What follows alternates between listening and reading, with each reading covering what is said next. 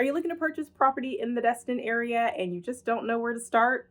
Good thing you clicked on this video because I'm going to give you all the information that you need to know from start to finish and how to have a successful purchase in the Destin area. So stay tuned.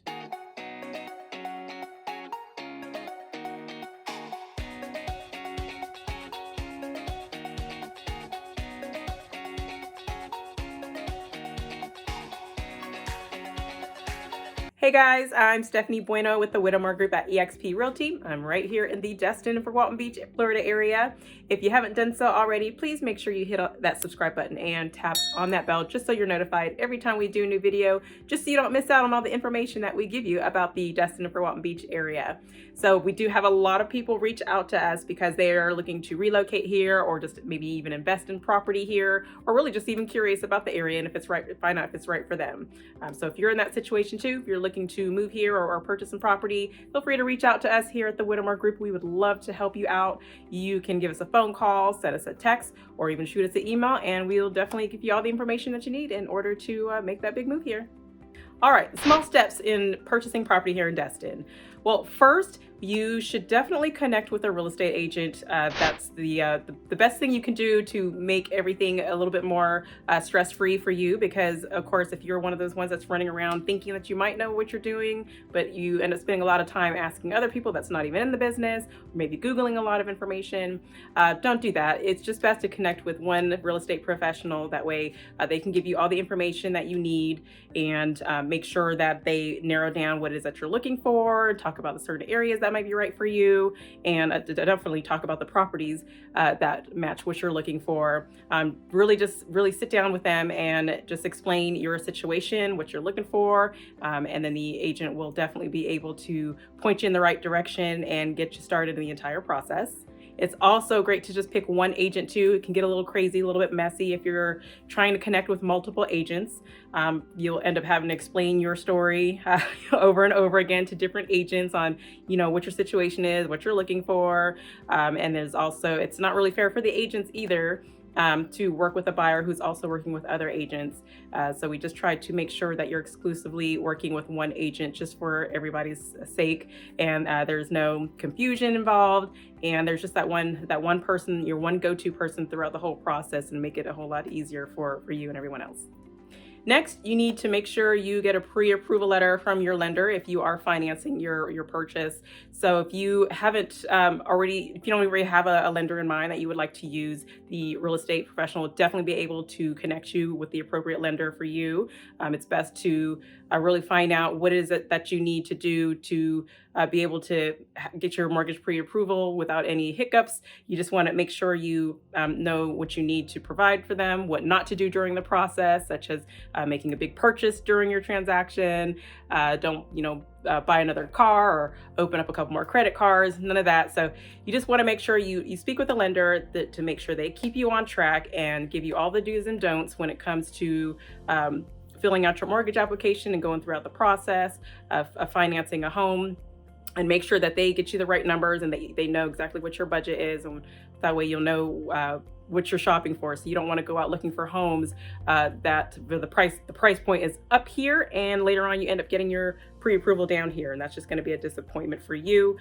So always just make sure you connect with the lender first, get your mortgage pre-approval, and that mortgage pre-approval letter is definitely going to back up your offer whenever you are ready to send one out for a property of interest. It shows the homeowner that you are qualified to make that purchase. If you don't have that pre-approval letter with your offer, then you could be at a disadvantage, especially if you're competing with other buyers that do have their pre-approval letter.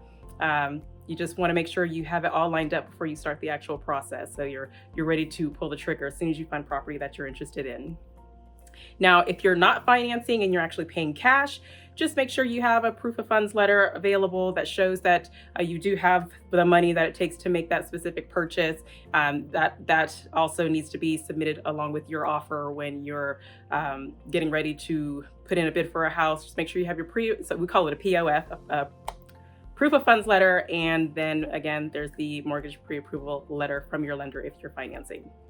All right, now after you get your mortgage pre-approval letter ready to go, or you have your proof of funds letter ready, you'll be able to narrow down your search. Of course, at this point, your real estate agent would would already know exactly what you're looking for, your time frame, your price point, of course. So that's where the fun stuff really starts to come into play, where you get to schedule showings and start looking at some properties and figure out what you like and what you don't like about the properties or maybe the surrounding areas.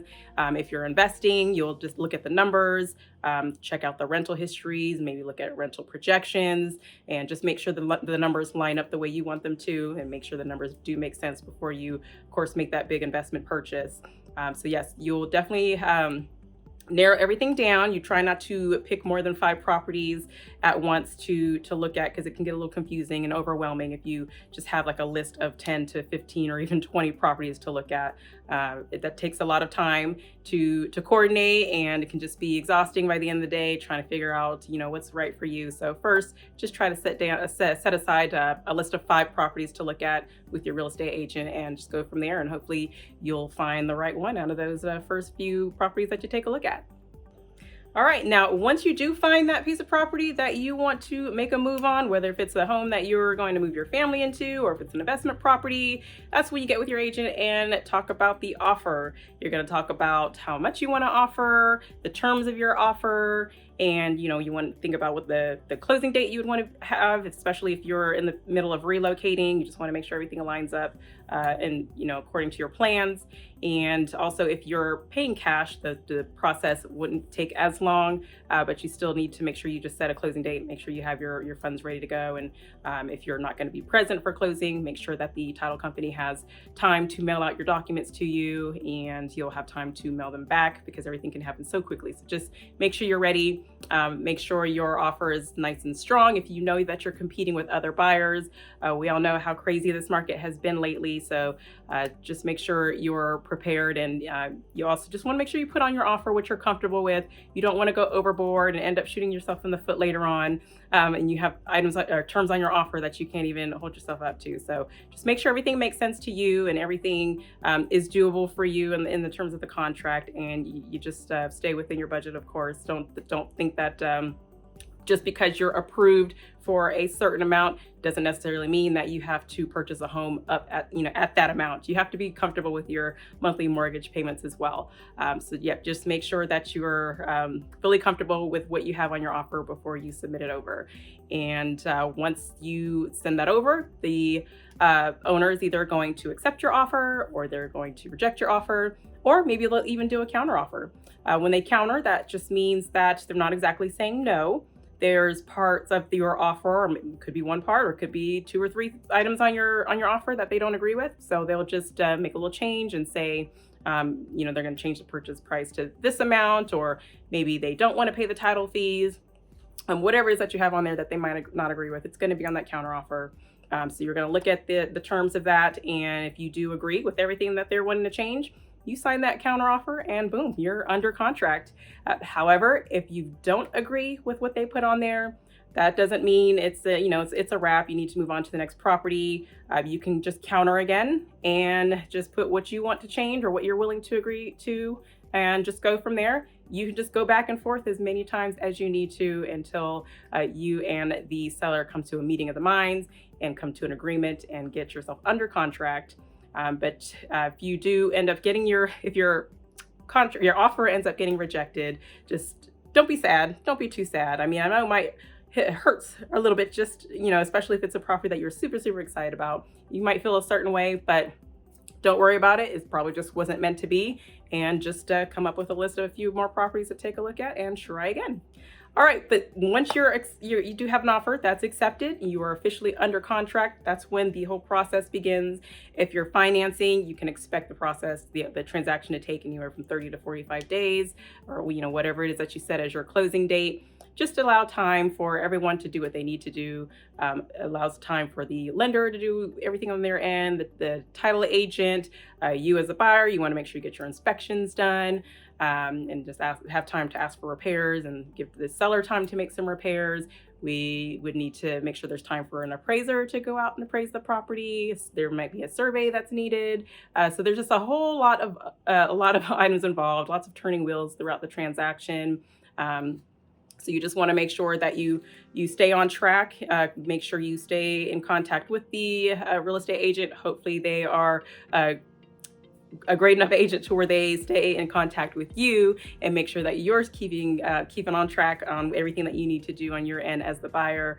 But just as long as everything runs smoothly, the process should be just easy peasy. But of course, it's not always the case. There could be little hiccups here and there, but again, your real estate agent is there to help you throughout those little bumps in the road that you might come across. But again, that's another reason why it's great to have a real estate agent to help you throughout the process. All right, now once you get towards the end of the transaction, everything's done. You got your mortgage approved, everything's set with your home. The seller's moved out, cleared out the house, it's all cleaned up, ready to go. You're going to do your final walkthrough and make sure everything is the way that it's supposed to be. And then you get to go to the title office and sign a stack of papers. It won't be as much if you're paying cash, but you still have to sign some documents.